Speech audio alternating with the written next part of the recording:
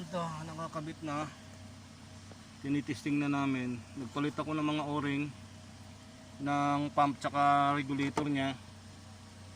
Dahil nga ang nangyayari dito, naglo-lose pressure yung pressure ng fuel dito after mga 3 to 5 minutes lang nawawala yung pressure, kaya nagpa-prime up uli bago umandar. So chichikin ko ngayon uli, nagawa na yan eh.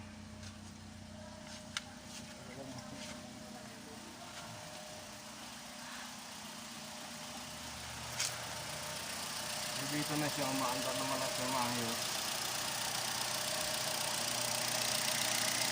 Bagong bili ng kaibigan ko, pinapakinggan niya.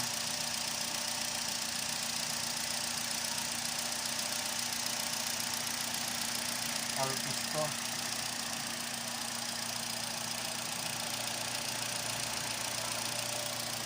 Sunik ko na lahat ng linya ng fuel line, pero posible naman magkaroon ng problema mga injector nito. Kaya after na mapa-under to, papahingain ko ng mga 5 to 10 minutes bago pa-start ko ulit. Titignan ko kung magre-response kaagad siya, kasi kanina ganun nangyayari. Makapahinga lang ng 5 to 10 minutes, ganun na siya. Napakahirap na paandarin. Aandar naman pero mahirap na paandarin. So subukan ko ngayon patayin. Pinatay ko na, start ko. So maganda ang response niya dahil wala siyang pagitan. So ngayon maghahantay kami ng 5 to 10 minutes. Papatayin ko na.